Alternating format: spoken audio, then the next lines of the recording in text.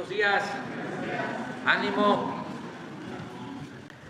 Pues vamos a informarles hoy sobre una evaluación acerca del funcionamiento del tren de Toluca a Santa Fe.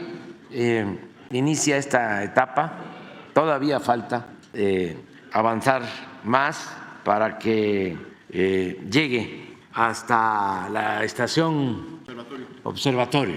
Falta una estación, pero ya está funcionando desde Toluca, desde el Estado de México hasta Santa Fe, y es muy buen servicio de transporte. Informarles cómo lo ve la gente, y en diciembre, pensamos nosotros, va a estar completamente terminado. A ver si nos explica aquí el jefe de gobierno que nos acompaña, Martí Batres, y luego abrimos para preguntas. Muy buenos días, señor presidente. Si me prestas mejor. Muchas gracias. Buenos días, señor presidente. Buenos días, amigos de los medios de comunicación. Como ustedes saben, el domingo, 1 de septiembre, se abrió el tren interurbano, el sábado se abrió el tren interurbano El Insurgente y empezó a evaluarse su funcionamiento a partir del 1 de septiembre. Adelante, por favor. Desde la puesta en marcha, el 1 de septiembre ha tenido una afluencia interesante. El domingo fue un día de mucha afluencia en la estación Santa Fe y de constante afluencia en todo el tramo del tren desde Sinacantepec. Es de interés del Gobierno de la República y obviamente también del Gobierno de la ciudad, pero el presidente nos ha manifestado su interés en saber cómo va funcionando el tren. Adelante, por favor. Bueno, aquí quiero comentar que estos son los puntos de conexión, son muy buenos. Llega el tren desde Toluca, llega a Santa Fe y tiene varias conexiones con el resto de los sistemas de movilidad. Hay taxi seguro, está el circuito interno de todo Santa Fe, de toda la zona. Hay también rutas del transporte concesionado y hay líneas de RTP, que es transporte del gobierno de la ciudad, que van a diferentes puntos, a Valderas, a La Bombilla, al Auditorio Nacional. Adelante, por favor. Aquí quiero comentar al respecto que en el caso del circuito por Santa Fe, los sistemas de movilidad conectan con el Parque La Mexicana, con la Glorieta Televisa, con Huawei, con la Plaza Samara, con el Hospital ABC, con la UAM, entre otros puntos referenciales. Y en el caso de las unidades de RTP, hay mucha gente que llega a Santa Fe y luego toma transporte para ir a Auditorio Nacional, para ir al Metro Valderas y para ir a La Bombilla, que está por Miguel Ángel de Quevedo e Insurgentes. Entonces, para gente que viene desde Toluca a estos lugares a trabajar, pues se les ha facilitado mucho la conectividad del transporte. Adelante. En cuanto al uso de la estación Santa Fe de la línea en general, comento lo siguiente. Tenemos para el 1 de septiembre, el domingo, tuvimos en general 20,079 pasajeros, el 2 de septiembre 20,388, el 3 de septiembre 20,119, el 4 de septiembre 20,437, es decir, hay una constante en el uso del tren. En el caso de los que llegan hasta Santa Fe, el 1 de septiembre, que fue domingo, y el primer día de funcionamiento general, tuvimos 8,579. Esto puede deberse a que fue estreno, a que era domingo. Ya lo vamos a verificar el siguiente domingo para ver qué comportamiento hay. Pero el 2 de septiembre tuvimos 6,180 pasajeros que llegaron a Santa Fe, el 3 de septiembre 6,307, el 4 de septiembre 6,533. Ayer ya estábamos arriba de esta cifra. Eso quiere decir que cada día ha venido subiendo gradualmente el número de pasajeros que llegan hasta Santa Fe desde Toluca, fundamentalmente, que es donde abordan los que vienen a Santa Fe. El tiempo de intervalo es de 15 minutos en la llegada de los trenes y viene mucha gente que vive en Toluca o en esa zona y trabaja en Santa Fe o que viene a realizar otras actividades en la Ciudad de México o en otros puntos. Adelante, por favor. Ha habido de parte del personal del gobierno de la Ciudad de México, fundamentalmente a partir de la Secretaría de Movilidad, entrevistas con la gente, contacto directo con la gente para saber cómo ve el servicio, si lo siente satisfactorio. Hay una serie de preguntas que se hacen, sobre todo para ver si hay algo que mejorar y para saber cómo está funcionando. La gente ha reportado satisfacción con el servicio. Es más, podemos decir, esto puede ser un poco subjetivo, pero es real, la gente está muy contenta con el servicio que brinda el tren interurbano El Insurgente, y vino a resolver un problema muy importante para mucha gente. Le acorta los tiempos, le da comodidad, le da más seguridad, y bueno, esto lo vamos a ver ahorita en unas entrevistas con la propia ciudadanía, con los usuarios, usuarias del tren. Podemos decir, señor presidente, que ha sido bastante satisfactorio para la gente la apertura de esta parte del tren interurbano El Insurgente con su llegada hasta Santa Fe. Al llegar a Santa Fe se conectó con la Ciudad de México, porque estaban las estaciones Sinacantepec, Toluca, Metepec y Lerma, solo Estado de México, y aquí ya está conectado con la ciudad. Y en efecto, como dijo el presidente, siguen las obras hasta Observatorio, ahí se siguen realizando, es de ahí de Santa Fe a Vasco de Quiroga a Observatorio, y van bastante bien. La perspectiva es que se puedan terminar al finalizar este año. Si podemos ver el video, por favor. Pues es una obra fantástica, sobre todo que va a beneficiar a muchísima gente. Servicio muy eficiente, ¿no? Todo a la perfección. Muy bien servicio, muy rápido. Nos evitamos todo el tráfico que hay. Viene bien cómoda uno, no como los camiones, nomás viene uno sangoloteando cuando vienen llenos. No, sí les recomiendo la mera verdad, como las otras personas que se subieron antes que nosotros nos recomendaron. Sí, también les recomendamos que se suban, tengan esa experiencia que hay en México. En el autobús, pues, hora y media, hora 3/4. ¿Y ahorita cuánto estás haciendo? No, pues ahorita me aventé como media hora, menos de media hora. Pues más de una hora más. Si ahí está el tráfico, hasta de veces 1 hora y media, 2 horas, depende cómo esté el tráfico. Pero sí ya vimos que sí hay, y eso es buenísimo también, porque ya tampoco vamos a estar batallando. Nada más salimos, nada más vemos de dónde está y vámonos. Pues me parece bien y que es más seguro, más que nada. Pues para venir a comprar, venimos a comprar aquí en la Merced. Nos va a dar buen servicio, pues está bien, nos hacemos menos tiempo. Fabuloso, porque ya no anda cargando uno el dinero y es una grandísima ventaja utilizar la tarjeta. Cosas que no se habían visto acá, pasados sexenios, como ahorita. Ay, claro, yo ahorita que regrese a la Ciudad de México voy a empezar a decirles a todas las personas que conozco, incluso en Toluca, que vengan a conocerlo.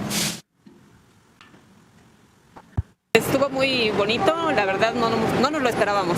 Considero como sinceramente, de primer mundo, o sea, muy bueno el servicio. Fue muy agradable, el paisaje es muy lindo, es muy diferente a cuando uno se sube en el camión. Muy bien, el espacio está muy bien. Nosotros, como somos personas altas, el espacio se siente bien. Sobre todo para las personas que van a trabajar, es mucho mejor el tramo del tiempo. Algo que como turista me llamó la atención y me gustó mucho fue las bellas panorámicas que se pueden disfrutar. Una música muy agradable, también instrumental, muy típica mexicana. Incluso la música que se puede escuchar dentro del tren, pues es también algo muy agradable para los oídos. Bien, nosotros venimos de aquí del Metro Valderas y no sabíamos que llegaba acá y tuvimos que dejarlo allá en adelante de la plaza Santa Fe. Entonces venimos caminando, pero ahorita de la salida aquí está perfecto. Se me hizo algo muy práctico en tiempo y por supuesto en costo, algo muy cómodo. Es muy bueno, porque hay veces que no trae uno tanto cambio o algo y ya sí le puedes recargar. Pues muy buena opción, ¿no? Yo siento que es buena opción, porque es universal, se puede decir, para todo. Pues es benéfico para quienes ya poseemos esa tarjeta y podemos hacer los transportes más ágiles. Bueno, presidente, ha estado muy bien, funcionando muy bien el tren a lo largo de todos estos días, y ahí estamos presentes para estar verificando que siga así. Muy bien, vamos, empezamos contigo. Buenos días, señor presidente. Buenos días a todos los presentes. Elideth Fernández, de Noticias del Movimiento Conciencia y colaboradora del programa radiofónico Iztaccíhuatl en el Sendero de la Luna, así como del canal de YouTube Animales con Derechos, Uniendo Causas, Conectando Derechos. Señor presidente, hoy traigo una muy breve pregunta. También quedé de traerle copia de la foto donde le dedica su libro a Gustavo Petro. Si me permite, haré una invitación a asistir al Complejo Cultural Los Pinos, residencia oficial del Pueblo de México, así como dar lectura a una carta dirigida a usted.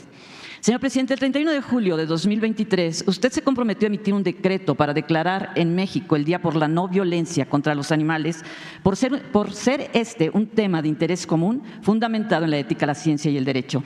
El 3 de abril y el 24 de junio de 2024 ratificó su compromiso. ¿Contaremos con ese decreto, señor presidente, antes de que termine su administración? Bueno, enviamos la iniciativa de reforma para evitar el maltrato a los animales. Está entre las 20 iniciativas que envié al Poder Legislativo. Si hace falta, también el decreto, pero si está en la Constitución, ya se puede hacer una ley secundaria, una ley, y eso tiene más valor legal que un decreto, pero de todas maneras lo vemos. Gracias, señor presidente. Señor presidente, me comprometí a entregarle una foto de fecha 27 de marzo de 2014 cuando unos amigos activistas colombianos le pidieron una dedicatoria para Gustavo Petro en uno de los libros de su autoría. Petro había sido destituido temporalmente como alcalde de Bogotá en ese momento. Recordemos nuevamente la dedicatoria. Para Gustavo Petro, con mi solidaridad, cuando uno lucha por causas justas, no importan los cargos. Lo más importante es no claudicar, lo más importante es seguir en cualquier trinchera por la verdadera democracia, por la honestidad y la justicia. Aprovechamos para enviarle desde el Movimiento Conciencia una felicitación al presidente Gustavo Petro por la abolición de las corridas de toros en Colombia. Erradicar la tortura, cualquiera que sea la víctima, el respeto a la vida y la evolución ética y moral no tienen fronteras. Nos sumamos a esa gran victoria que nos reivindica como humanidad. Le dejo copia de la foto a Jesús. Le platico, señor presidente, que el Festival Cultural y Académico por los Derechos de los Animales y contra la Violencia tendrá lugar del 21 al 29 de septiembre en el Complejo Cultural Los Pinos. En ese marco se inaugurará la exposición del primer certamen fotográfico, documental y artístico que consolida un nuevo género fotográfico por los derechos de los animales. Se abrirá la conversación y nos acompañarán grandes personalidades, tanto de la política como de las artes y la academia. Algunas de estas distinguidas figuras son miembros de la red de artistas e intelectuales por la abolición de la tauromaquia, quienes ya han concretado y siguen gestionando donaciones de colecciones de arte al pueblo de México, como la colección de arte prehispánico de la familia Maldonado Anzo. También en Los Pinos se inaugurará la exposición de cartones antitaurinos, El mundo dibujando por la abolición, derivados de una convocatoria hecha por el Movimiento Conciencia en el año 2015, la cual reunió a más de 50 países y congregó a decenas de artistas del dibujo y la ilustración. El éxito de este certamen se debió al acompañamiento de nuestro entrañable Rius, que en paz descanse, embajador de buena voluntad del Movimiento Conciencia, pero también al apoyo del Chamuco y los Hijos del Averno y de Cartoon Club, Club de la Caricatura Latina. Queremos recordar con esta muestra a uno de los fenómenos culturales más importantes de México, al caricaturista, historietista y escritor mexicano Eduardo del Río Rius, quien nos dejó un enorme legado, más de un centenar de libros, entre ellos Toros sí, Toreros no, publicado en 1990. Ojalá quieran acompañarnos los moneros. Y si me permite, le daré lectura a la carta que le envía el Movimiento Conciencia. Licenciado Andrés Manuel López Obrador, presidente de los Estados Unidos mexicanos, presente. Estimado señor presidente, el objetivo de la siguiente misiva tiene una razón histórica: el proyecto de decreto por el que se reforman los artículos 3, 4 y 73 de la Constitución Política de los Estados Unidos mexicanos en materia de protección y cuidado animal. Cuando ésta sea publicada en el Diario Oficial de la Federación, se habrá dado un paso evolutivo sin precedentes en nuestro país. Señor presidente, como usted suele hacerlo de la mano de la gente, nos dio la oportunidad de cimentar en este espacio una agenda por los animales a través de un diálogo circular, preponderando, como siempre, el interés por el bien común. Escuchó con atención, paciencia y respeto cada argumento y exposición del Movimiento Conciencia. Gracias a ello, nos abrieron las puertas representantes de la cultura, seguridad pública, medio ambiente, educación y de otras instancias dependientes de estas, pero también abrió su corazón mucha gente. En este espacio le entregamos y encomendamos nuestro proyecto contra la crueldad animal, que consistía en la urgente necesidad de incluir a los animales en nuestra Carta Magna. Un sueño casi hecho realidad que facultará al Congreso de la Unión para expedir una ley general de bienestar y protección animal. Se prohibirá su maltrato, así como se educará en la empatía hacia los animales a las nuevas generaciones. Diversas asociaciones habíamos luchado por incluir a los animales en nuestra Constitución por medio de múltiples acciones emprendidas al hilo de los años. Algunas iniciativas recientemente impulsadas por distintos grupos parlamentarios de ambas cámaras se encontraban rezagadas y congeladas. Nos sentimos entusiasmados de que la reforma constitucional que se construyó entre el Ejecutivo y el Movimiento Conciencia facilitará el tortuoso camino de los activistas que luchan contra la crueldad animal sin distinción de especie. Asimismo, le haremos honor a los que por siglos nos legaron su pensamiento animalista. También se hará menos difícil la travesía de los rescatistas y protectores que por su nobleza y sensibilidad han dejado su vida, su patrimonio y su salud, al no ser indiferentes al sufrimiento de un ser vivo deambulando, abandonado, hambriento, enfermo y mutilado en las calles. Esperamos que pronto se les haga justicia a ambos, tanto a los rescatistas como a esos animales. El siguiente paso será que los animales sean considerados sujetos de derecho como ya lo son en el marco legal de otros países. Hay mucho por hacer y afortunadamente también en esta lucha hay relevo generacional, aunque todavía anónimo. Los derechos de los animales debería ser un tema prioritario en la agenda pública porque a través de ellos podríamos construir un ambiente sano para todos desde la perspectiva del respeto al prójimo, del cuidado al medio ambiente, de la salud, la seguridad y protección ciudadana y de los valores humanos. Tenemos muchos agradecimientos y es ingrato darlos porque siempre faltará alguien.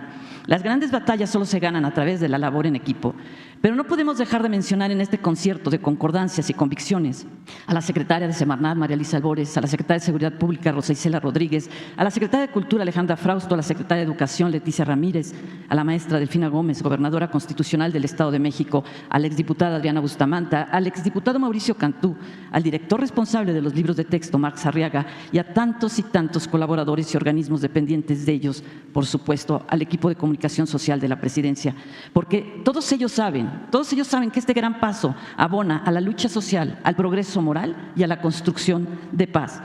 Aprovechamos igualmente para pedir una disculpa a todos los colegas periodistas por su paciencia y por abusar muchas veces de su tiempo, pero era necesario dar contexto a un tema tan minimizado y poco conocido en su esencia.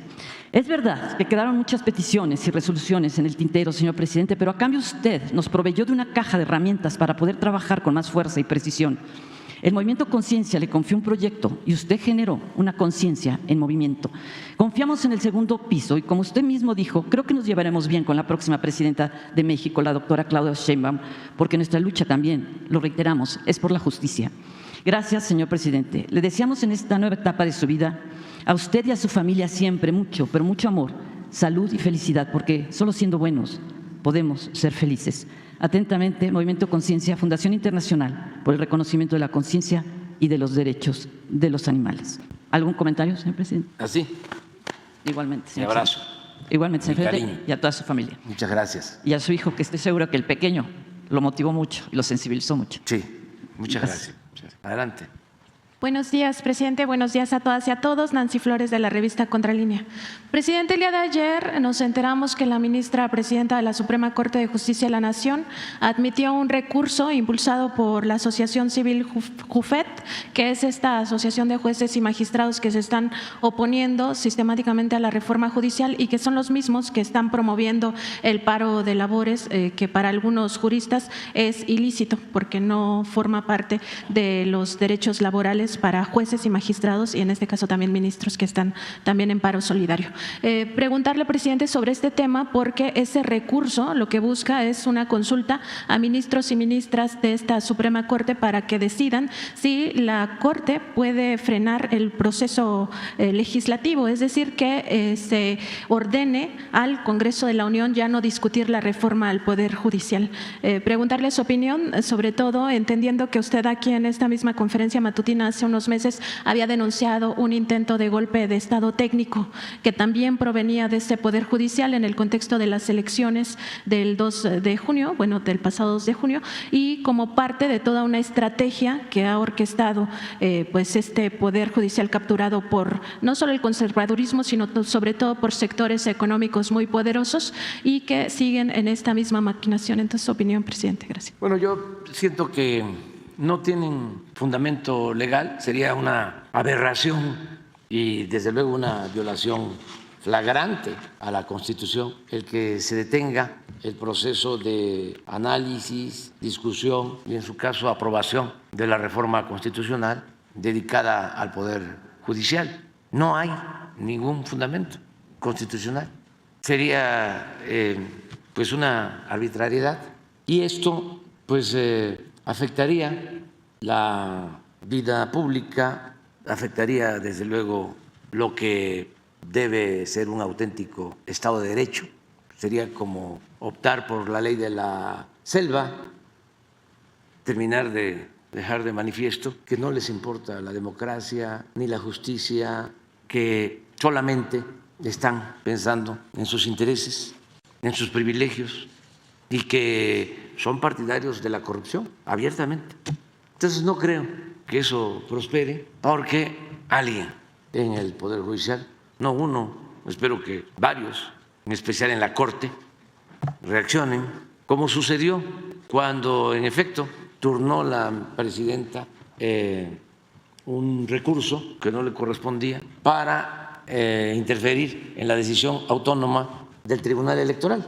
Y un ministro me argumentó de que no era función de la Corte intervenir en lo que corresponde al Tribunal Electoral. Pero ahora está peor, porque es la intervención de la Corte o pretender que la Corte o el Poder Judicial detenga un proceso que, de acuerdo a la Constitución, corresponde en este caso al Ejecutivo y al Legislativo, porque el Ejecutivo tiene la facultad de presentar iniciativas de reforma a la Constitución, que es lo que hicimos, y quien aprueba o desaprueba ese proyecto, esa iniciativa, es el Poder Legislativo.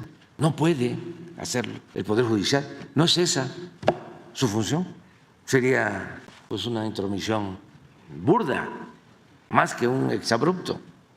No creo por eso que prospere ese propósito. Y aprovecho también para hacer un llamado a los legisladores. Como nosotros enviamos la iniciativa sobre reforma al Poder Judicial, porque estoy viendo que hay mucha presión sobre los legisladores. Veo que Claudio X González, que es como el jefe de la mafia del poder, el defensor principal de los intereses de las minorías corruptas del país, está abiertamente, ¿no?, hablándole a los senadores para que voten en contra de la reforma. Quiero dirigirme a los senadores con todo respeto para que actúen con independencia, con libertad y que pongan por delante del interés personal, del interés partidista, el interés del pueblo y el interés de la nación. No le conviene a México mantener un poder judicial sometido a la delincuencia. El poder judicial está podrido, invadido por la corrupción. No se imparte justicia en beneficio del pueblo de México. Es un poder secuestrado, tomado al servicio de la delincuencia organizada y de la delincuencia de cuello blanco. Es un poder de las minorías. Está más que demostrado. Aunque hay excepciones, predominan los jueces corruptos, magistrados, ministros. No es posible que se defienda eso. ¿Por qué no apostar a renovar el Poder Judicial, a limpiarlo de corrupción, a purificarlo para que exista un auténtico Estado de Derecho? Van a seguir defendiendo a las empresas extranjeras que vienen a saquear, a robar, a afectar la economía de los mexicanos. Van a seguir representando esos intereses, porque eso está demostrado. Nos cancelaron leyes que era para seguir garantizando que no aumente el precio de la luz, porque quieren, a como dé lugar, que sigan las empresas extranjeras dominando, acabar con la Comisión Federal de Electricidad, que es una empresa pública, para dejar en estado de indefensión a los consumidores y que puedan cobrar la luz al precio que se les dé la gana. Eso es lo que quieren seguir manteniendo, el seguir con los sabadazos, que el que tiene dinero para comprar su inocencia no pise la cárcel o sea liberado los fines de semana, como lo hacen. ¿Cuántos jueces están en la cárcel? Magistrados, ministros, en años, 20, 30 años, no se juzga a un solo integrante del Poder Judicial. ¿Vamos a seguir con eso? ¿Eso es lo que van a defender? Y no hay ningún problema. Nosotros estamos acostumbrados a luchar por nuestros ideales, por nuestros principios, por causas justas, y estamos cumpliendo con nuestra responsabilidad. Pero va a quedar muy claro quiénes se oponen a combatir, a erradicar, a desterrar la corrupción de nuestro país. Eso que es el cáncer que más daña la vida pública de México. Entonces, esto lo expreso porque estoy viendo de que Claudio X González llamándoles, a ver, defínanse, sí, presionándolos, pero lo está haciendo de manera abierta. ¿Y quién es este señor? Pues un representante de los que se sentían dueños de México, los que llevaron al país a la decadencia, los que empobrecieron a la mayoría de los mexicanos, los que se dedicaron a saquear al país desde la época de Salinas. Su padre fue asesor económico de Salinas, siempre el dirigente de estos traficantes de influencia. Y quieren continuar con lo mismo. Es interesante que se hable sobre esto y también que no manipulen. Es lamentable el papel de la mayoría de los medios de información convencional, toda la campaña de desinformación, de mentiras, de calumnias. Ayer saqué lo del reloj, pero luego me di cuenta, tiene como 250 vistas la mentira. Sí, pero ponlo, que cuesta 140, ya lo actualicé porque 117,000 pesos. Entonces, cuando me lo regalaron costaba $120, $125. Me lo trajeron de San Francisco, $125, hace más de 6 años. O sea que son como 4,000 pesos de ahora. Digo, no, menos. Pero lo que me llamó la atención, mire, 240,000, 49,000.7, 250,000 reproducciones. Sí, sí, pero lo que también me llamó mucho la atención es que el que saca esto, a ver si lo pones completo, es hijo del finado Amado Avendaño y de Conchita, también finada, que eran zapatistas, y él terminó siendo un defensor del bloque conservador. Una pena, porque él es el que pone el texto del zapatismo al conservadurismo. ¿No tienes el nombre? Porque me puse a ver y es de los más tenaces opositores a la transformación. Sí, ahí está, de la Marea Rosa, ¿no? O sea, es muy importante que todo esto se ventile, se sepa, ayuda, ¿no?, a entender cómo los extremos se tocan. Bueno, adelante. Y ya también tomé una decisión para ustedes, porque tengo otro, no tan bueno como este, pero tengo otro. Sí, se los voy, lo vamos a rifar aquí entre ustedes, el último día, si me lo aceptan. O sea, todos los que han venido a que agarren su número, no, nada más los que han estado desde el principio en las mañaneras, que se han desmañanado, su número, y se lo entrego aquí lo sacamos, el último día, que va a ser el lunes 30 de septiembre, ya. ¿Y los tamales? Bueno. Presidente, en este mismo tema, preguntarle, porque ya se presentó una iniciativa en el Senado de la República para extinguir este privilegio de las pensiones vitalicias a los ministros y ministras en retiro. Pues se sabe que no solo es el caso de Diego Valadez, sino también, de acuerdo con información de la propia Suprema Corte de Justicia de la Nación, son más de 30 los que reciben esta pensión vitalicia, incluidas 13 viudas. Pero también otro que llama la atención es el caso de Eduardo Medina Mora, quien fue titular del CISEN, entre otros cargos que tuvo en la vida pública, y que salió de este cargo a los 4 años, 4 meses, justamente por un tema de presunta corrupción, que no era su patrimonio acorde con sus ingresos. Él también forma parte de esos privilegiados. Preguntarle si no es tiempo también de revisar las otras pensiones vitalicias que tienen este cariz de privilegio. Por ejemplo, en el Banco de México se le sigue pagando una pensión vitalicia a Ernesto Zedillo y a otros exfuncionarios de ese nivel, y en NAFIN se le paga a José Ángel Gurría también una pensión vitalicia. Si no es momento de revisar estos privilegios de forma pareja y contundente para acabar con este dispendio del dinero público. Bueno, nosotros vamos a terminar de impulsar las 20 iniciativas de reforma, y faltan desde luego otras que se tienen que llevar a cabo para ir corrigiendo todo lo que se impuso durante el periodo neoliberal, porque el neoliberalismo, cuando menos en México, sin duda es sinónimo de corrupción, porque fue llevar a cabo reformas a la Constitución del 17, que tenía una orientación social, de justicia social. Es la primera Constitución que establece los derechos sociales en el siglo XX, la primera Constitución en el mundo. Y en el periodo neoliberal la modifican, la reforman y le quitan su esencia popular y revolucionaria.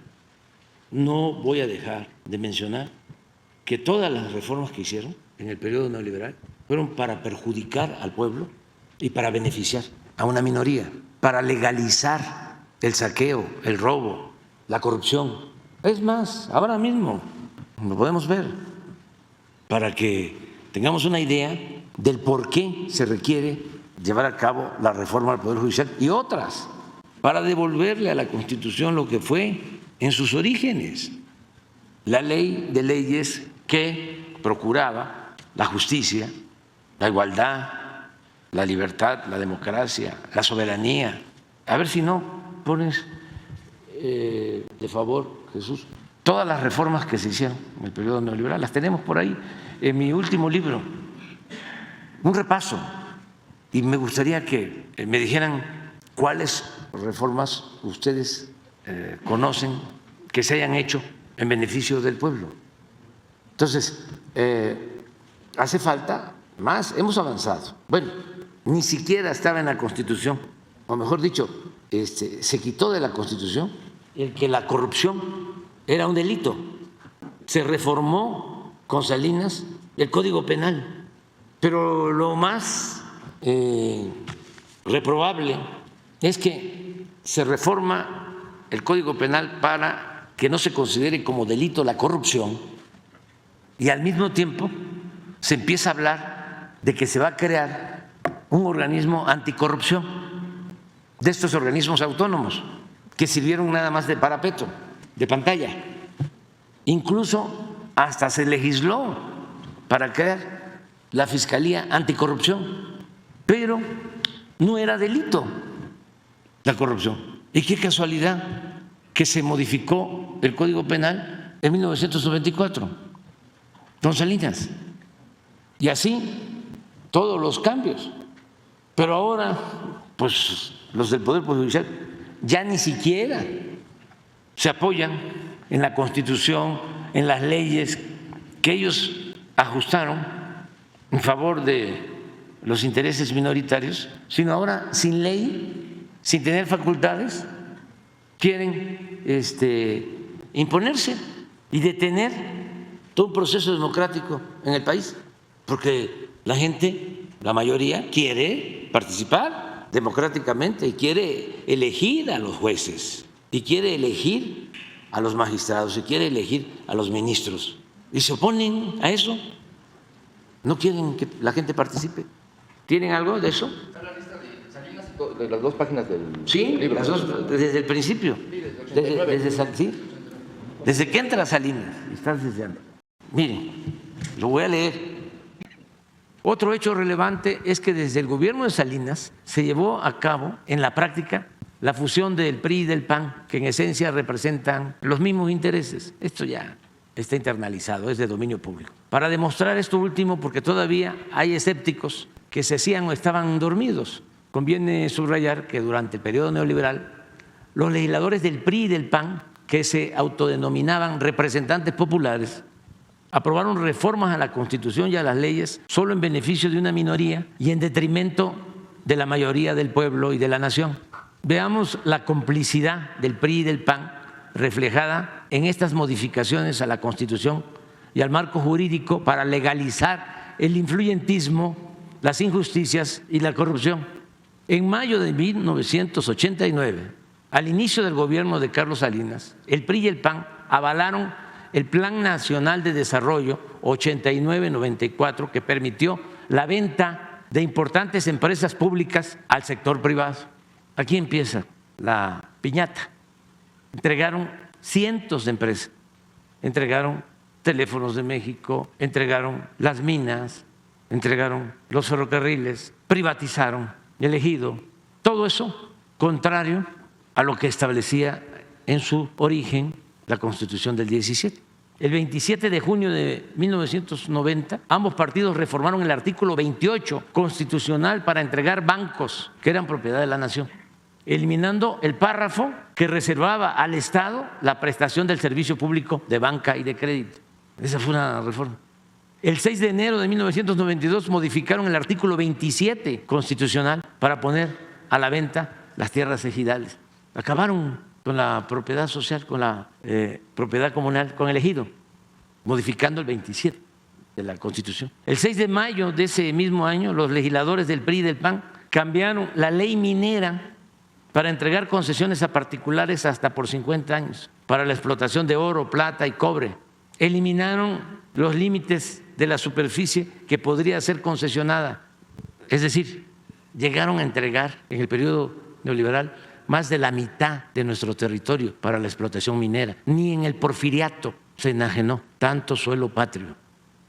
Derogaron el impuesto a la extracción de minerales, es decir, quitaron los impuestos a la extracción de minerales, algo que no sucede en ningún país del mundo, el que no cobren impuestos por la extracción del oro y de la plata.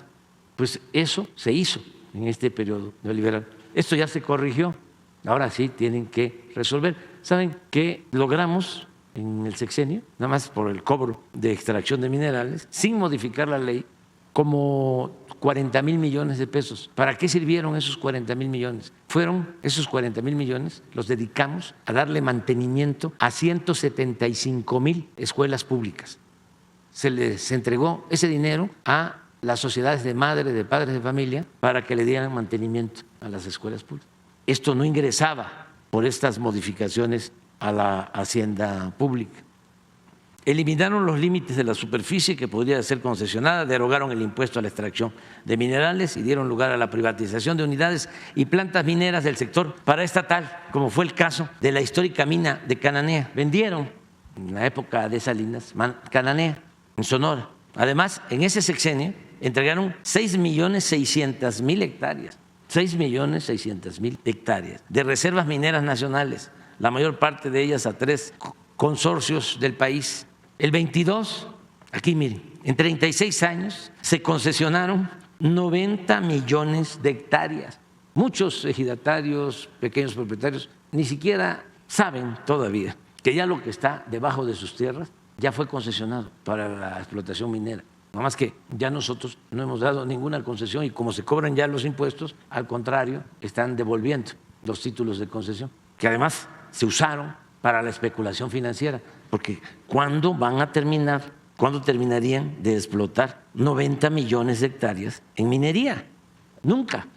Casi la mitad del país, que tiene 200 millones de hectáreas, el territorio nacional, entregaron 90. Pues ¿cuándo termina? Nunca. ¿Qué hicieron? Recibieron las concesiones y se dedicaron a la especulación financiera.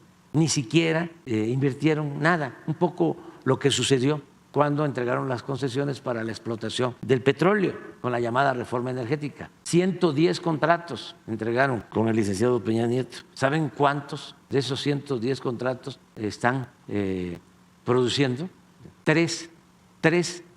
Eso fue el resultado de la llamada reforma energética en materia de petróleo. Decían que iban a extraer hasta 3 millones de barriles diarios. ¿Saben cuánto se está extrayendo de los 3 campos exploratorios privados? 30,000 barriles diarios. Ni siquiera en el porfiriato se llevó a cabo una enajenación tan descarada de suelo patrio. El 22 de diciembre de 1992, los legisladores del PRIAN aprobaron la reforma a una ley secundaria. Esto es interesante para lo que hablan de legalidad los constitucionalistas, que nunca dijeron nada. Se reformó una ley secundaria, no la Constitución, el 22 de diciembre de 1992, en contra de la Constitución, que permitió a empresas privadas, principalmente extranjeras, generar energía eléctrica. No podían hacerlo. Estaba limitada la generación de energía eléctrica a la Comisión Federal de Electricidad como empresa pública. Y aquí abrieron. En ese entonces echaron a andar toda una campaña en los medios, que siempre han sido alcahuetes de estos corruptos, amenazando, difundiendo miedo de que nos íbamos a quedar sin luz y que era necesario privatizar.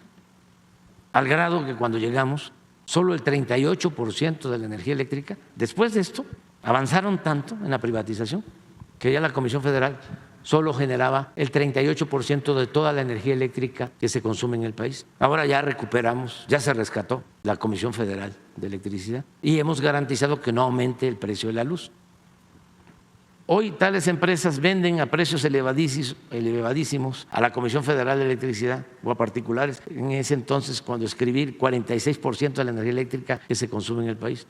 Con la nueva política energética puesta en marcha por la Cuarta Transformación, se está incrementando la capacidad de generación de las plantas del sector público y se detuvo el aumento en las tarifas, ya lo expresé. El 5 de marzo de 1993, el PRI y el PAN aprobaron la reforma al artículo 3º constitucional para limitar la gratuidad de la educación solo a nivel de primaria y secundaria y se dejó al mercado la educación media superior y la educación universitaria. Desde entonces, alrededor de 300,000 jóvenes eran rechazados año con año en su intento por ingresar a la educación superior, con la mentira de que no pasaban el examen de admisión, con el pretexto. ¿Qué estamos pagando ahora por esto? Por esta política de privatizar la educación. No tenemos en México los médicos ni los especialistas que requiere el país, porque se rechazaba a los jóvenes que querían estudiar medicina. Hasta ahora es que estamos abriendo más escuelas de medicina, de enfermería, pero tenemos que contratar médicos especialistas para poder cubrir toda la demanda de salud del país, sobre todo para garantizar que haya especialistas en los hospitales más apartados de México. Pero todo esto significó reformar la Constitución. El 18 de marzo de 1895, la mayoría del PRI, 1995, la mayoría del PRI en la Cámara de Diputados aprobó el aumento del IVA del 10 al 15% para los jóvenes. Nada más que vean una foto, una roqueseñal. ¿Mande? Lo ampliamos. O sea que empieza arriba. Pues, el 12 de mayo. Del 10 al 15, el aumento del IVA. Díganme, o sea, luego me van no ustedes, va a quedar de tarea que nos digan cuáles fueron las reformas a la Constitución en beneficio del pueblo durante el periodo neoliberal, por la nostalgia, ¿no?, que prevalece. ¿Quién quiere que regrese esto? El 12 de mayo de 1995, el PRI y el PAN reformaron la ley reglamentaria del servicio ferroviario para privatizar Ferrocarriles Nacionales de México y venderlo a empresas nacionales y extranjeras. Es la privatización de los ferrocarriles nacionales que llevaban siglo y medio. O sea, acabaron. A ver la roca. Mira, eso no la puedo hacer yo. No, déjala. Es que ahorita, a favor, 290, en contra, 173, que hablan, ¿no?, ahora de la aplanadora. Este señor fue gobernador de Nuevo León y participó en el fraude cuando nos robaron la presidencia en el 2006. Siendo del PRI, le ayudó al PAN. Y ya luego el PAN le ayudó al PRI cuando el licenciado Peña Nieto. Todo esto para los jóvenes, ¿no?, porque hay mucha desmemoria. Miren lo que decía Zedillo, que eso estaba de moda en ese entonces. No me ha temblado la mano para tomar las decisiones que salvarán la economía. Tenían otra, tenemos que ajustarnos el cinturón. Y siempre el que se ajustaba el cinturón o al que se le ajustaba el cinturón era al pueblo. El gobierno no se ajustaba el cinturón. Pues con Zedillo es que desaparece, por poner un ejemplo. La Suprema Corte quitan a todos los ministros de la Corte y los manda a su casa, pero con una pensión vitalicia de 250,000 pesos mensuales. A esos no se apretaban el cinturón. Adelante. Entonces se privatizan los ferrocarriles. Tan descarado fue este atraco que al terminar su sexenio, el expresidente Ernesto Zedillo se fue a trabajar como asesor del Consejo de Administración de una de las empresas que se quedó con la mayor parte de la infraestructura ferroviaria del país. O sea, termina, les entrega los ferrocarriles, termina su mandato y se va a trabajar a esa empresa extranjera. El 23 de mayo de 1996, legisladores de ambos partidos aprobaron la ley de los sistemas de ahorro para el retiro, las AFORES, lo cual permitió entregar el manejo de las pensiones a operadoras financieras privadas nacionales y extranjeras, administradoras de fondos para el retiro, AFORES, y con ello la administración sin transparencia, con altos costos por la operación y baja rentabilidad a los derechohabientes. Sobre esto lo corregimos ya, porque las comisiones que le cobraban a los trabajadores por manejar sus pensiones eran de las más altas del mundo.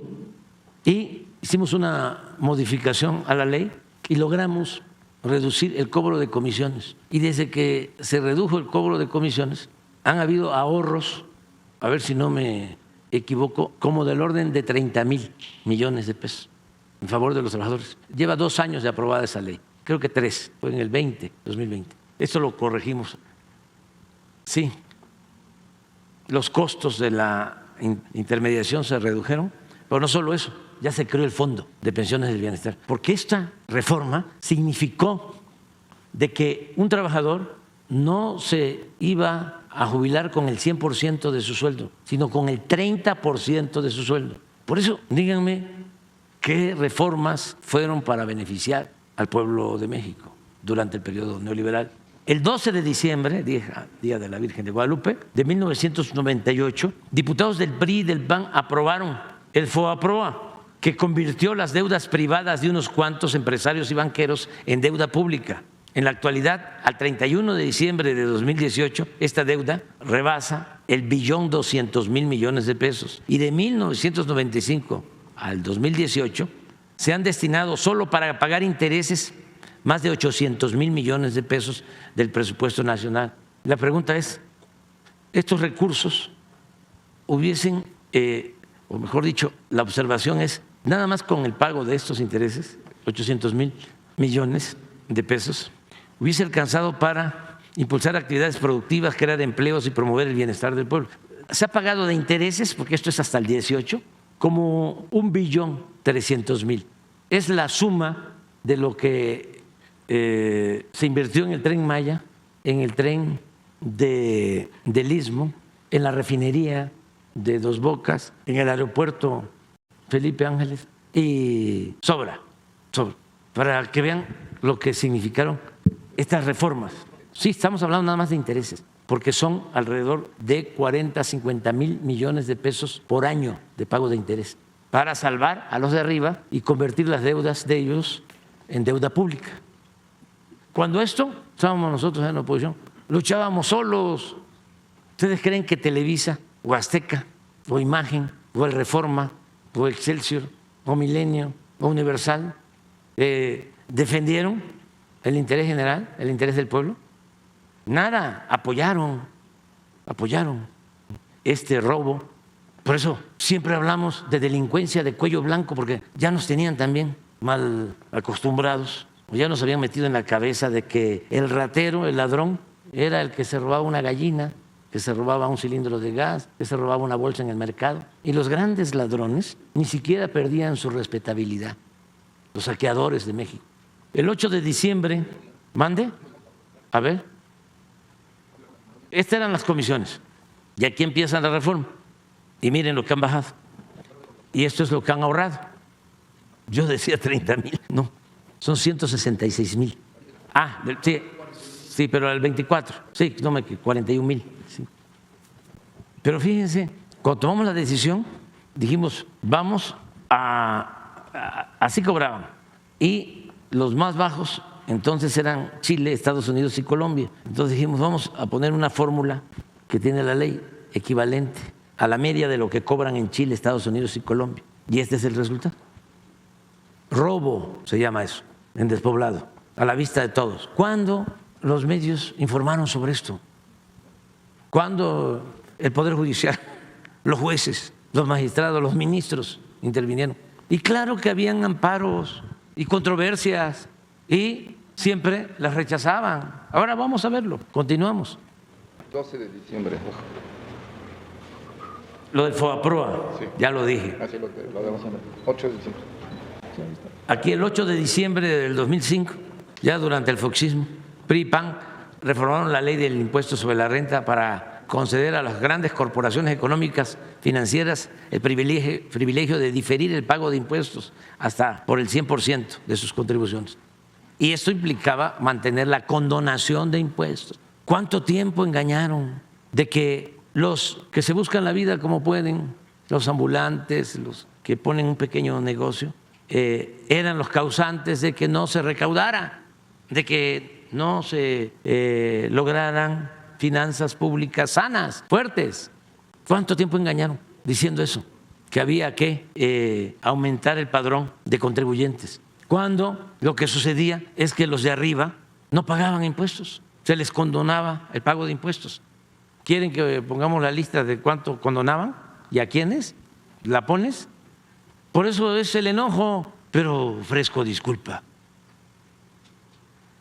Antes de que busquen eso, a ver, miren, los que no pagaban.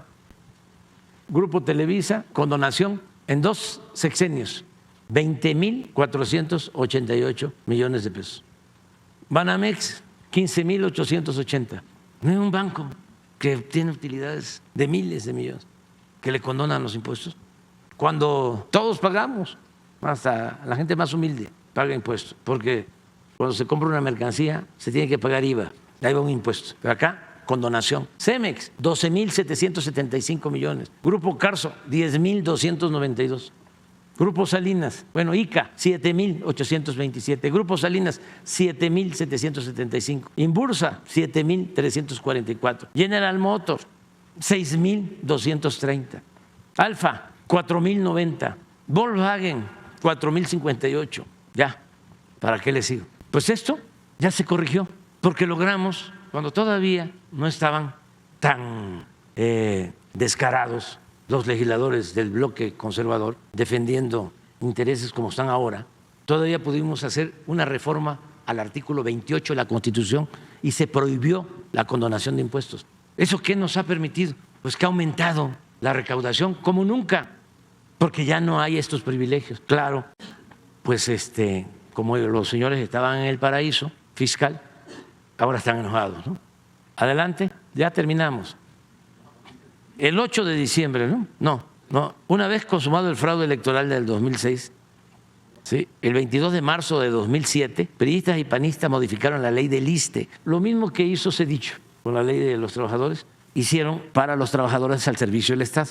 También privatizaron sus pensiones. Esto también ya se corrigió con el Fondo de Pensiones para el Bienestar, porque un trabajador, un oficinista al servicio del Estado, de acuerdo a esta ley de Calderón con la maestra Elbester Gordillo, un trabajador al servicio del Estado se jubilaba o se iba a jubilar con el 30% de su sueldo. Ahora ya no, ahora va a recibir el 100%. Esto aplica también para maestros y aplica para todos los trabajadores al servicio del Estado, lo que se hizo. Adelante. El 13 de septiembre de 2007, los mismos legisladores aprobaron un paquete fiscal que incluyó la creación de impuesto empresarial a tasa única y esto por depósitos en efectivo. Esto ya se modificó. El 24 de octubre de 2008 aprobaron la Ley de Petróleos Mexicanos para dar lugar al otorgamiento de contratos incentivados, así les llamaron, a empresas privadas nacionales y extranjeras para la explotación del petróleo. Son concesiones exclusivas hasta por 25 años mediante la asignación de áreas o bloques del territorio. Aquí está, mire. Por cierto, la Suprema Corte convalidó esa reforma y rechazó una controversia constitucional presentada por 5 presidentes municipales alegando que carecían de interés jurídico en el tema. También resolvió improcedente un juicio de inconstitucionalidad interpuesto por legisladores progresistas. Ahí sí no prosperaba nada, no había ningún recurso de inconstitucionalidad que fuese aprobado, como en los últimos tiempos. El 30 de noviembre de 2012, sí, siguiendo la cronología de la ignominia, recordemos que mediante un acuerdo político entre Calderón y Peña Nieto, el 20 de octubre de 2009, los diputados del PRI y del PAN aprobaron la ley de ingresos en la que aumentaron el IVA del 15 al 16%. Este fue otro aumento. Nada más que el primero fue solo el PRI, del 10 al 15, y del 15 al 16 ya fue conjuntamente PRI-PAN. También incrementaron el impuesto sobre la renta del 28 al 30%, y eso también. Autorizaron los impuestos mensuales a las gasolinas, el diésel, el gas y la electricidad. El 30 de noviembre de 2012, diputados y senadores de los 2 partidos aprobaron la reforma laboral que eliminó derechos históricos a los trabajadores al permitir la subcontratación. Esto ya también lo corregimos. El outsourcing, el pago por hora sin prestaciones sociales. Por eso, de nuevo pregunto, ¿qué hicieron en beneficio del pueblo en el periodo neoliberal?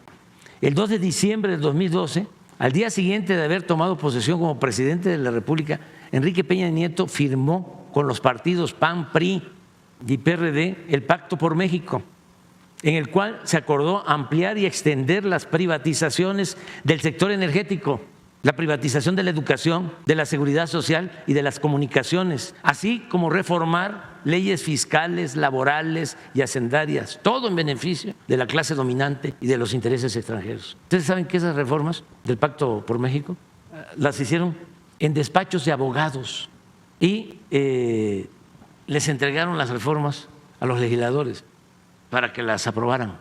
Pero ni siquiera se hicieron ni en el Ejecutivo ni en el Poder Legislativo. Intervinieron hasta gobiernos extranjeros, sobre todo en la energética. La mandaron de allá. Sí. El 13 de diciembre de 2012 la Cámara de Diputados aprobó la mal llamada reforma educativa, que esta la defendió Claudio X González, o sea, por eso no extraña nada, que tenía como consigna someter al magisterio y avanzar en la privatización de la enseñanza. Asimismo, el 20 de diciembre la mayoría de los senadores votó a favor de dichas modificaciones constitucionales y a partir de ese momento comenzó una campaña de desprestigio, criminalización y persecución sin precedentes en la historia contra el magisterio. ¿Por qué no hemos tenido problemas nosotros? ¿Por qué no han habido suspensiones de clases? Entre otras cosas, porque se respeta a nuestros maestros, a nuestras maestras, no lo que sucedió en este tiempo, que se les ninguneaba, se les perseguía, se les reprimía. Maestros acusados porque se oponían a la mal llamada reforma educativa, acusados de lavado de dinero, encarcelados en reclusorios de alta seguridad, en penales de alta seguridad. El 18 de diciembre de 2012 el Senado aprobó las reformas constitucionales en materia de telecomunicaciones. ¿Se acuerdan de que decían de que se iban a acabar los monopolios en las telecomunicaciones? Los preponderantes. Se creó el IFETEL para regular el sector. ¿Cuáles son los resultados? Siguen los monopolios. Adelante. Es esto, ¿no? El 10 de septiembre de 2013 la Cámara de Diputados aprobó la reforma hacendaria, que significó cobrar más impuestos a la mayoría de los contribuyentes, manteniendo los privilegios fiscales para las grandes empresas y los bancos. La reforma aprobada por el Legislativo y publicada en el Diario Oficial de la Federación el 11 de diciembre de 2013 fue modificada por la Presidencia mediante 2 decretos. Bueno, es lo mismo, condonar y eximir total o parcialmente el pago de contribuciones y sus accesorios para conceder subsidios o estímulos fiscales. No conformes con el avance en la privatización de Petróleos Mexicanos de la Comisión Federal de Electricidad, el 11 de diciembre de 2013 los senadores del viejo régimen aprobaron la reforma energética para entregar 20% del potencial petrolero del país a empresas particulares, nacionales y extranjeras y permitir el aumento ilimitado de la participación privada en la generación de electricidad. Cuando se aprobó esta reforma, solicitamos, de conformidad con el artículo 35 de la Constitución, una consulta ciudadana para recoger la opinión del pueblo sobre este importante asunto de interés nacional. Sin embargo, a pesar de haber reunido más de 3 millones de firmas y de haber cumplido con todos los requisitos, los ministros de la Suprema Corte, demostrando su lealtad servil a los potentados, declararon improcedente nuestra fundada petición de que se consultara al pueblo. En octubre de 2017 el Senado aprobó nuevos cambios a la Ley de Telecomunicaciones y Radiodifusión. Adelante, adelante, ¿hasta ahí termina? En fin, durante el periodo neoliberal las leyes se aprobaron por consigna y a modo, en el sentido que exigían los traficantes de influencias, políticos, funcionarios y legisladores para beneficio de particulares, sin importar el interés público. En los 36 años del periodo neoliberal, los 3 poderes, el Ejecutivo, el Legislativo y el Judicial, solo estuvieron al servicio de la oligarquía, de la minoría rapaz, y no elaboraron nunca un decreto, una ley, un fallo u otra acción importante en beneficio de la mayoría del pueblo. Presidente, pues justo en esta revisión histórica que acabamos de ver, los 2 ejemplos que yo puse de estas pensiones vitalicias tocan a personajes que fueron fundamentales para este robo y este saqueo. El caso de José Ángel Gurría, que cobra pensión vitalicia en NAFIN, pues es orquestador del FOBAPROA, o sea, se sabe que era secretario de Hacienda con Ernesto Zedillo y fue el que saca adelante pues ese atraco a la nación que vamos a seguir pagando hasta 2042. Y en el caso de Ernesto Zedillo, pues todas las reformas que se hicieron en su periodo, incluyendo por supuesto esto del FOBAPROA, pero sobre todo el golpe a las pensiones. Entonces quizás sea un buen momento para revisar las pensiones vitalicias. Sí, pero si se avanza en la reforma al Poder Judicial, yo creo que es un paso muy importante, porque, como dirían los mismos abogados, el que puede lo más puede lo menos. Imagínense que ya no haya ministros que ganen 700,000 pesos mensuales. Si esa reforma se aprueba, que es devolverle su validez a la Constitución, que establece en el artículo 127 que ningún servidor público puede ganar más que el presidente, y los ministros están ganando 4 veces más que el presidente. Si entre todos logramos eso, pues va a ser un día de fiesta, el día que se apruebe esa reforma. Y lo otro es que el pueblo va a elegir, se va a hacer valer la democracia, porque en la democracia el pueblo manda, el pueblo decide, lo que establece el artículo 39. El poder reside en el pueblo y se instituye para su beneficio. Y el pueblo tiene en todo momento el derecho de cambiar la forma de su gobierno. Artículo 39 de la Constitución. Entonces ya no queremos simulación democrática, no queremos que haya una oligarquía, una minoría de privilegiados que sean los que dominen, manden en México y que usen como fachada, como parapeto, la democracia. Eso es pura demagogia. Ya no queremos eso. Queremos democracia de verdad, que sea el pueblo el que decida. Por eso a los legisladores, a los senadores les va a tocar, porque es la historia. Es decidir de qué lado están. Y como decía Juan Álvarez, esta ancheta está muy angosta, no hay ni para dónde hacerse. No hay término medio entre defender los intereses de una minoría privilegiada o defender los intereses del pueblo de México. A ver dónde está la medianía ahí. ¿Sí? No son tiempos de moderación, son tiempos para la definición. Entonces, por eso celebremos con gusto Presidente. El que estemos viviendo. Presidente, ya muy brevemente, ayer usted mencionó que esta pausa en la relación entre la presidencia y el embajador Ken Salazar no es un asunto trascendente. Sabemos que las agencias de Estados Unidos estaban acostumbradas en los gobiernos pasados pues a hacer lo que querían en México, violando nuestra soberanía, incluso pues orquestaban operativos sin siquiera avisarle al gobierno. En esta administración, en su gobierno, se cambió la ley de seguridad nacional para regular a estas agencias. Preguntarle rápidamente cuál es el estatus de estas agencias, que incluye a la CIA, al FBI, a la DEA, la ATF. ¿Qué estatus tienen en este momento? Si hay también tensión o pausa con estas agencias. Muchas gracias. Se sigue manteniendo la relación con el gobierno de Estados Unidos. Solo hubo una protesta respetuosa, abierta, franca, porque decidieron, o así lo expresó su embajador, opinar sobre un asunto que solo corresponde decidir a los mexicanos, el caso de la reforma al Poder Judicial. Y eso es contrario a nuestros principios constitucionales de no intervención y de autodeterminación de los pueblos.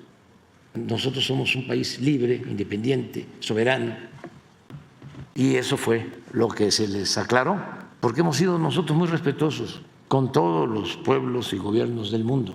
No somos injerencistas. Imagínense nosotros opinando sobre lo que acontece en Estados Unidos. Todos los días habría información en ese sentido. Pero sería una actitud irrespetuosa, imprudente. Además, hemos llevado muy buena relación, tanto con el gobierno del presidente Trump como con el gobierno del presidente Biden. Muy buena relación. Y beneficiosa para nuestros pueblos, para nuestras naciones. Lo que sucede es que hay la manía, la costumbre que viene de lejos, de actuar como gobiernos del mundo, ¿no? Y no respetar la independencia y la soberanía de los pueblos. Y entre los individuos como entre las naciones, el respeto al derecho ajeno es la paz. A ver, ¿por qué no lo pones ahí? Sí. Eso nos lo enseñan en la escuela, lo aprendemos de memoria, ¿sí? El otro día dije que nos aprendimos de memoria, entre otras cosas, de que con el pueblo todo y sin el pueblo nada. ¿A poco no lo sabemos? ¿De quién es la frase? Con el pueblo todo, sin el pueblo nada. De Juárez. Y esa frase yo creo que es una de las que más se saben los mexicanos. Para los que les extraña de que sea el pueblo ahora el que decida, ahí está. Este es el sustento de la política exterior de México. ¿Qué tal? Muy buenos días a todos y a todas. Juan Hernández de Diario Basta, Tabasco Hoy, Campeche Hoy y Quintana Roo hoy, que por cierto hoy cumplió su 9º aniversario del Grupo Cantón.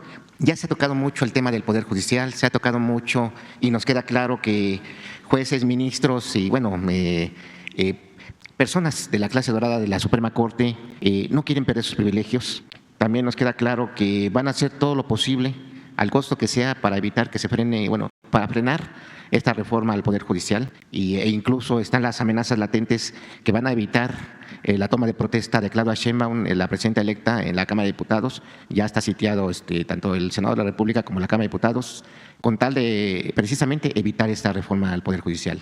Todo eso nos queda claro, pero sigue estando vigente las personas que son las verdaderas afectadas, en este caso los justiciables, aquellos hombres y mujeres que están en espera de una sentencia, que están en espera de algún fallo, que están a la espera de su libertad, que están a la espera de justicia pronta y expedita, que a la fecha, en este momento, por este paro, se les ha negado. Aunque digan que están trabajando, no es cierto. Y por ahí nos prometió usted, señor presidente, con todo respeto, nos había prometido un cuadrito en el que lo que se ha dejado de hacer, pero también lo que no se ha hecho, con o sin paro, en este caso de los jueces, las órdenes de aprehensión, de sentencias, fallos, todo lo que realmente sea este atraso que hay en el Poder Judicial. Me gustaría ver si tienen ustedes ahorita un estimado realmente del daño que se ha causado precisamente con este paro, con este movimiento. Pues es curioso, ¿no? Verlos hoy muy activos también, pero realmente cuando tuvieron ellos la oportunidad de impartir justicia, siempre se les veía pasivos. No sé si nos podría apoyar con esas cifras para complementar este tema del Poder Judicial. Sí, sería muy bueno y vamos a hacer el análisis y ofrezco que antes de irnos se presente el análisis de cuántas órdenes de aprehensión, por ejemplo, no han autorizado los jueces, sobre todo cuando se trata de proteger a influyentes. Es bueno el dato, ¿no? ¿Es a eso a lo que te refieres? Y no solamente influyentes, pero personas en general, o sea, sí. Todo. ¿Cuántos presos hay sin sentencia? ¿Desde cuándo? Todas estas estadísticas de la ineficiencia del Poder Judicial. Esto que hablaba yo, de revisar a cuántos jueces, magistrados y ministros ha sancionado el Consejo de la Judicatura en los últimos 20 años. Sí, bueno, porque ¿no? Ese órgano se creó para hacer valer la legalidad, el buen comportamiento, el no permitir la corrupción, el influyentismo, el nepotismo en el Poder Judicial. Ese es otro dato. ¿Cómo está el nepotismo en el Poder Judicial? Según la ministra Batres, hay entre 2 y 4 familiares de jueces y ministros trabajando ahí en la… Sí, pero a ver si podemos hacerlo bien, o sea, para que quede constancia de lo que quieren mantener los que van a votar en contra de la reforma al Poder Judicial. Nada más que no nos va a dar tiempo, porque creo que este asunto lo van a resolver como el martes, pero a lo mejor martes o miércoles. No, pero a lo mejor sí, le voy a encargar a la secretaria de Gobernación, a la consejera jurídica, a la secretaria de Seguridad. Ni modo, de por sí, trabajan todos los fines de semana. Les voy a encargar que me hagan el análisis para presentarlo aquí el martes en la mañana. Y aprovechando… O sea, y que también se actualice lo de los sabadazos. O sea, toda la información para que los senadores voten de acuerdo a su conciencia. Y bueno, le decía que también aprovechando esta estadística, no sé si ustedes tengan contabilizado cuántos recursos, juicios, han interpuesto los propios ministros. Bueno, ya tenemos claro que es la reforma, frenaron la reforma energética, frenaron pues todas las iniciativas que se aprobaron en la Cámara de Diputados, senadores, y que, bueno, pues ahí están los resultados, ¿no? ¿Cuántos juicios, por ejemplo, interpusieron con el Tren Maya? ¿Cuántos juicios interpusieron contra el AIFA? ¿Cuántos juicios interpusieron contra...? O sea, cada programa, cada acción, siempre había una reacción. Y no estamos hablando de uno o dos, estamos hablando incluso de decir, nada más solo con la reforma al Poder Judicial, pues se contabilizan más de 1,000, ¿cómo? Se me olvidó el término jurídico. Juicios, no sé si sea correcto, ¿no? Pero recursos, sí, perdón, sí, muchas gracias.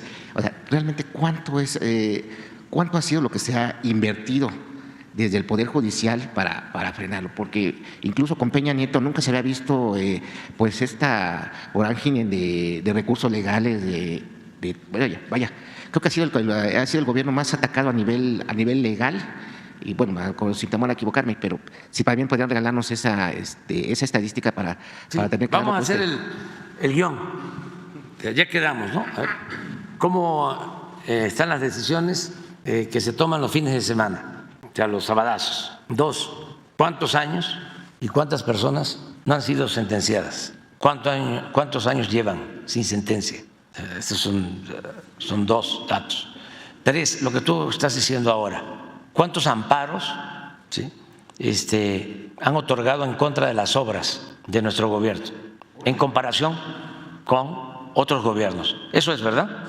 Sí. O sea, lo que tiene que ver con la ley eléctrica, lo que tiene que ver con la Guardia Nacional, todo lo que el aeropuerto, el Tren Maya, lo de vapeadores, o sea. Sí, no perdemos aquí el tiempo en estarlo recordando porque nos están escuchando Rosa Isela y Luisa María. Lo han querido destituir y desaforar. Ah, sí, las denuncias que presentaron, la ley minera, la ley electoral. Lo de la ley electoral, pero también lo de impunidad, que es interesante eso. ¿A cuántos famosos han liberado? Hay un asunto de la cuestión de los impuestos. O sea, ¿cuántas órdenes de aprehensión han negado cuando se trata de fraude fiscal? ¿Cuántos expedientes tienen guardados? ¿Cuánto tiempo duran los trámites en el Poder Judicial cuando se trata de cobrar impuestos a los grandes contribuyentes? Los jueces chanchulleros. Sí, hay bastante materia, ¿no? Y luego, muy a detalle, cuánto ganan, pero con todas las prestaciones, para que ya dejemos de estar hablando así de generalidades. ¿Y quiénes han sido los principales promotores?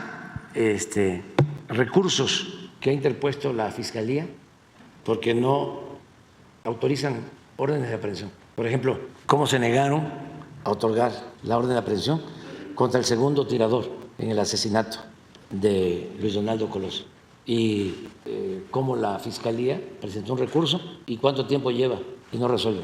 De una vez, toda la información sobre esto. Ya pusimos los casos de sanciones y… ¿De la judicatura? Sí, de la judicatura. ¿Desde cuándo no sancionan a un juez, a un magistrado, a un ministro? Toda la información. Porque ni modo que salga esta información en Televisa o en Azteca, con Azucena, o ¿cómo se llama? El Universal. Qué bárbaro el Universal. Ya casi le llega al Reforma. Pero en fin, ya vámonos a desayunar, ¿no? Es que voy a una gira, vamos. Una última. A la gira. ¿Cómo va su mudanza de aquí para allá? No sé si ya empezó su mudanza de Palacio Nacional. Ya. Ya empezamos. ¿Todavía sigue viviendo aquí o...? ¿Mande? ¿Todavía sigue viviendo aquí o...? Perdón, no me tonta la pregunta. Sí. Hasta los últimos días, pero ya empezamos. Pues yo ya empecé a ver lo de mis libros, los que me voy a llevar a Palenque, la bibliografía básica. Me voy a llevar en total como unos 150, 160. Con eso tengo para 3 años, porque es una investigación que tiene que ver con la vida del México prehispánico y no hay muchas fuentes documentales. Es muy poco, pero sí, y no me voy a llevar más libros, o sea, no quiero allá la biblioteca porque no me quiero distraer en otras cosas. No sé, pero sí, algunos, sí. Sí, durante mucho tiempo. Es que es extraordinaria la satisfacción que deja el ser lector, ayuda mucho. O sea, puede ser que con las redes, con el internet, ¿no?, tenga una información pronto, ¿no?, como se necesita a veces, pero leer un libro tiene una sensación de otro tipo, ¿no? Es algo pues único, es un agasajo, un buen libro. Claro, ya tiene tiempo que yo leo a grandes escritores. Me dedico a eso en el tiempo que tengo. Pero, por ejemplo, Martí es un buen lector y escritor, y así muchos. Yo tengo en la casa pues, también una buena lectora, Beatriz, también escritora, pero ayuda mucho el tener como marco de referencia el conocimiento de la historia, por ejemplo. Decía Cicerón que la historia era la maestra de la vida. Por eso yo defiendo mucho la grandeza cultural de México y la fecunda historia política de nuestro país. Y en los dos casos ha habido un menosprecio deliberado para someternos, para acomplejarnos. Imagínense, somos herederos, ¿no?, de grandes civilizaciones que florecieron antes de la llegada de los europeos y nos invaden, nos someten y niegan todo nuestro pasado y llegan en algunos casos a lograr que nos avergoncemos de nuestro pasado glorioso. Imagínense cuánto clasismo, cuánto racismo, cuánta opresión. Porque si no aceptábamos que nos habían traído la civilización o nos comportábamos de distinta o de forma, nos comportábamos como ellos piensan, con los prototipos, ¿no?, o pensábamos como ellos, éramos nacos, ¿no?, totonacos. Pues sí, con mucho orgullo soy naco y chinto y indio patarrajada de Macuspana, de Tepetitán. Pero eso sí, nos los impusieron. Yo recuerdo que fui a una comunidad, no quiero decir su nombre, porque es fuerte, muy cerca de Monte Albán, Sierra de por medio, en Oaxaca, y vestimenta y fisonomía zapoteca, pero no hablaban la lengua zapoteca. Y no se perdió el habla, la lengua, hace poco, sino ya llevaban tiempo así. Me llamó mucho la atención. Es que era muy fuerte la campaña en contra de los pueblos originarios, de sus culturas. Entonces es importantísimo revalorar, porque lo mejor que somos los mexicanos, lo mejor del mexicano de nuestros días viene del México profundo. ¿Qué es lo mejor? Somos solidarios, fraternos. Eso viene de siglos atrás. Somos trabajadores. ¿De dónde viene eso? Hasta la limpieza, el respeto, algo que es así demostrable por completo. Los antiguos mexicanos no tenían el vicio de la avaricia. ¿De dónde viene la fiebre del oro? Eso no es del México prehispánico. Yo he dicho de que 3 veces se ha quemado este palacio y 2 fueron por casos de corrupción en el virreinato contra los virreyes, pleitos también entre el arzobispado y el virrey, pero por corrupción. Y una tercera vez, ya en el México independiente, se quemó, fue un accidente, creo que en 1873, pero en la colonia 2 veces, y por corrupción, porque las autoridades acaparaban los impuestos que se cobraban en las minas y acaparaban hasta el maíz, y hubo rebeliones. Entonces, eso en cuanto a grandeza cultural. Y luego la historia. Sí hay que tomar en cuenta a los grandes pensadores, ¿no?, del mundo, las grandes transformaciones que han habido en el mundo, pero no olvidar lo que hicieron nuestros antepasados, los que lucharon por la libertad, por la justicia, por la democracia. Es que lo que hizo Hidalgo es verdaderamente excepcional, heroico. Lo que hizo Morelos, Juárez, los revolucionarios, los Flores Magón, lo que hizo Zapata, Villa, Madero, apóstol de la democracia. Imagínense que Madero, después del porfiriato, que imponían a diputados, a senadores, a gobernadores, que un gobernador tardaba 20 años, como él, que se llevó 34 años como hombre fuerte. Pues así tenían, pero no solo eran hombres fuertes en los estados, sus hombres de confianza, sino la mayoría de los gobernadores del porfiriato eran militares, y los diputados pues los ponía a él y los senadores los ponía a él. ¿Cuál democracia? Y no solo eso, dictadura, esclavitud, represión, exterminio de pueblos indígenas. Llega Madero y cuando le toca ser presidente, el tiempo que tarda antes de que lo asesinen, si había una elección en Veracruz, en Nuevo León, en cualquier estado, le escribía al gobernador: le pido, por favor, ahí están las cartas, que cuide, que se respete el voto de los ciudadanos, que por eso es que luchamos para hacer realidad la democracia. Un presidente que le escribe así a un gobernador, pero además que le ponía en la carta: no interesa quién gane, sea del partido que sea, lo más importante es que se respete la voluntad del pueblo. Ese era Madero, ¿no? Por eso es muy doloroso que una pandilla de rufianes ambiciosos lo hayan asesinado. ¿Dónde hay en el mundo demócratas sinceros como Madero en la historia? Entonces, por eso digo, hagamos a un lado los complejos. México es una potencia cultural, una historia excepcional. ¿Dónde están los Lázaro Cárdenas en el mundo? Que le tenían un profundo amor al pueblo, sobre todo a los pobres, popular, patriota. Entonces, a eso me voy a dedicar, a demostrar la grandeza cultural de México. 3 años, 4 años, y no lo voy a presentar.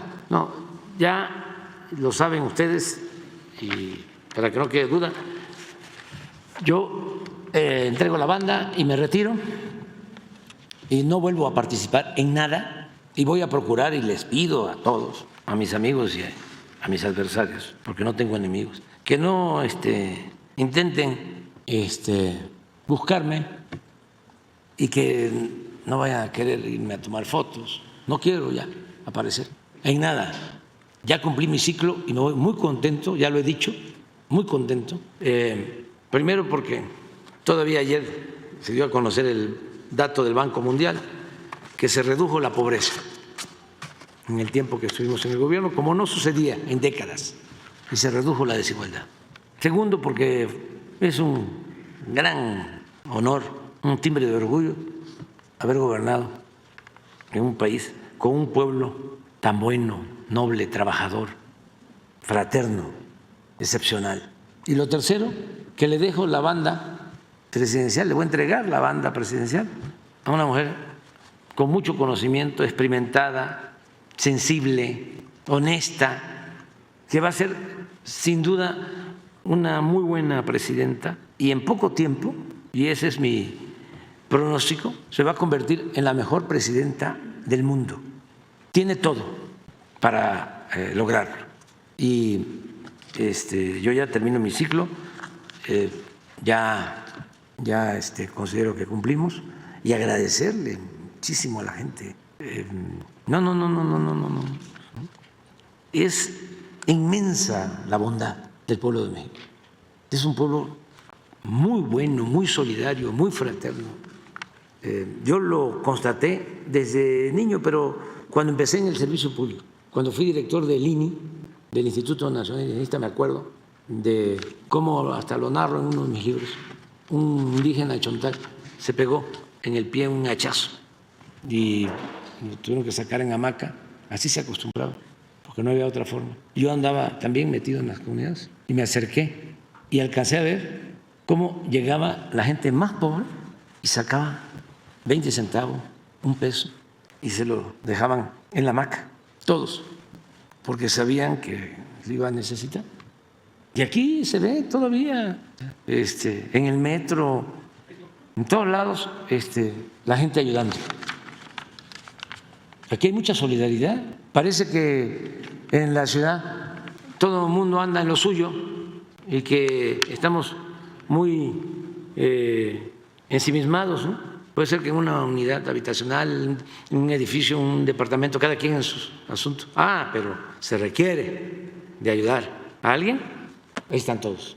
Y lo hemos visto cuando los temblores, y lo hemos visto cuando hay una tragedia en otro estado y ponen un campamento para recibir despensas. Y ahí va la gente a entregar. Entonces, es algo excepcional. Hay países en donde no se hablan. Además, pregunta uno algo y no contestan o se molestan. Aquí, imagínense, empieza a platicar y en cualquier casa se toca y pásele. Y muchas cosas, muchas cosas buenas en nuestro país, de nuestro pueblo. Es un tesoro que tenemos. Y la mayor riqueza de México es la honestidad de nuestro pueblo. Por eso se cometieron excesos, ¿no? Cuando nos trataron de meter en la cabeza de que los mexicanos somos corruptos. Pero estaba metido. Pues. Bueno, llegaron a decir que era parte de la cultura del pueblo de México. Nada cierto, falso.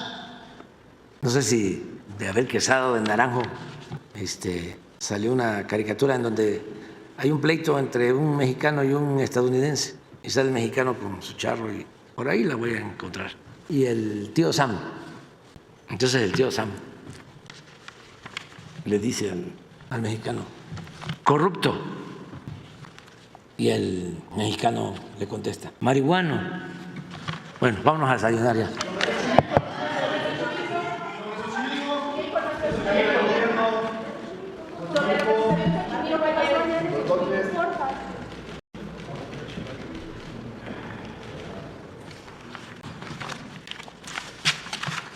Vamos a pedirle a los compañeros, de hecho, desde anoche le pedí a los compañeros de Secretaría de Gobierno y otras áreas que hagan la reconstrucción de estos hechos, de lo que pasó en Xochimilco el día de ayer, pero sí quiero comentar que rechazamos la violencia, rechazo la violencia en lo personal como jefe de gobierno, rechazamos la violencia venga de donde venga, y que los problemas sociales se tienen que resolver por la vía del diálogo.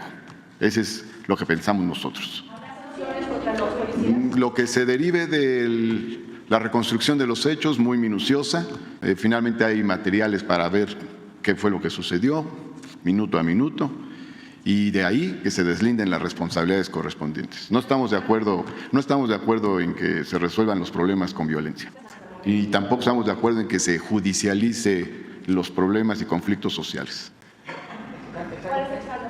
Bueno, hay una información que evidentemente se presentó ahora por varias áreas en la reunión del Gabinete de Seguridad, que en estos momentos se realiza a cargo del secretario de Gobierno, porque estoy yo aquí en la conferencia. Pero vamos a dar la información que tengamos, que se haya presentado por las diversas áreas. Hoy mismo, ¿no? Hoy mismo. De hecho, yo anoche hablé con el secretario de Gobierno, hablé con el fiscal, hablé con la alcaldesa y le expresé mi opinión.